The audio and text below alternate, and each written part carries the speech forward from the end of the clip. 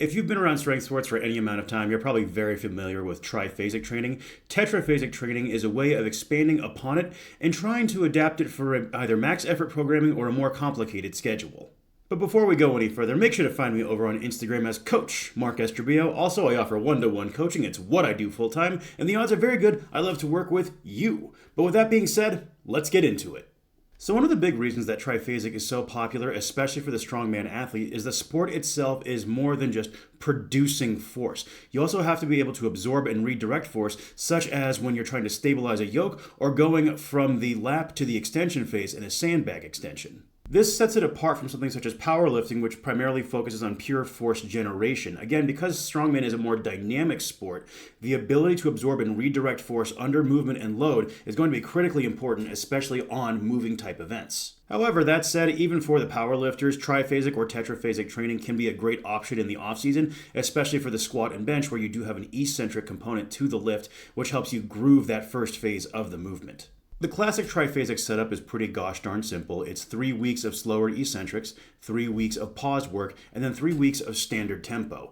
It is an incredible base building option in general, but especially for squats and deadlifts for the strongman athlete, and I actually really like it to be used as a supplemental for my horizontal pressing when we're peaking a vertical press, such as if you are trying to peak your max axle overhead, you might consider a triphasic floor press as a supplemental.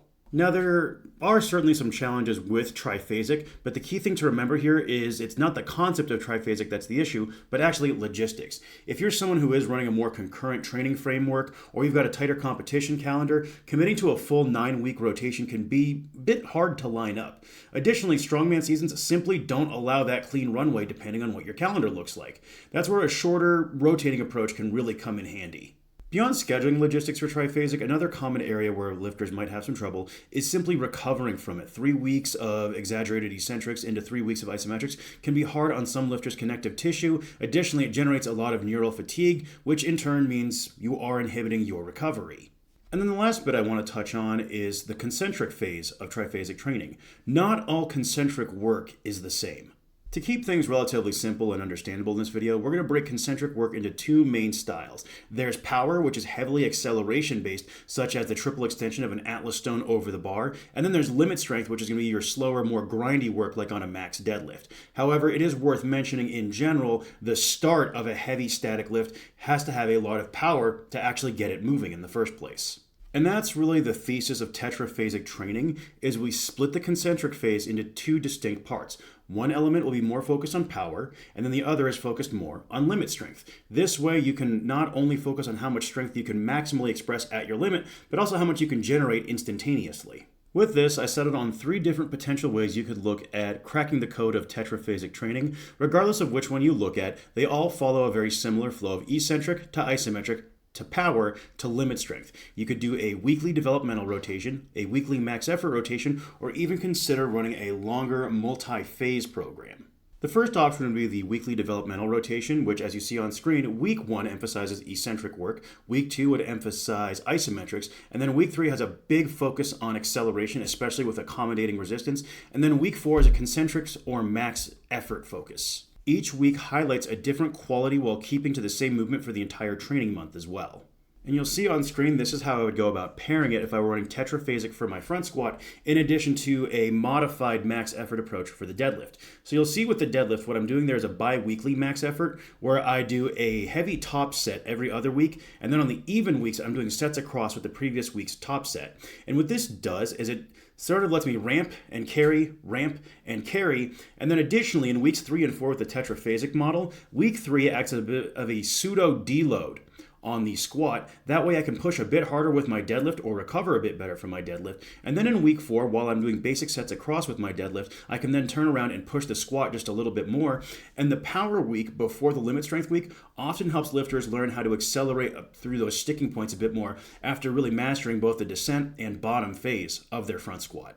So again, this is one example of how you could implement tetraphasic training in as part of your monthly training rotation, and this would slot in on your developmental day while you use the bi-weekly max effort method on your main intensity day. Now, another way you could think about playing with tetraphasic training is using it as part of your max effort rotation, where, for example, in week 1, you're going to hit a challenging double of a standard front squat and then move into slow eccentrics. And then in week 2, a challenging pause single with a few back offsets. And then in week 3, what you would do is speed work with a few fatigue singles thereafter, if and only if you're feeling good. And then let's say, for example, you are feeling good and you take 10% jumps on those 3 speed singles, you're going to go 60, 70, 80, plus 20% chain. That means you'd actually be doing your 1 rep max at the top, so you're going to know what it feels like, and you're going to have that confidence, speed, and acceleration going into the max out week. In both of these first 2 applications, you'll see we focus a lot on managing fatigue with that week 3 power emphasis week, while also reinforcing acceleration and intent. This really sets you up nicely to express your limit strength in week 4.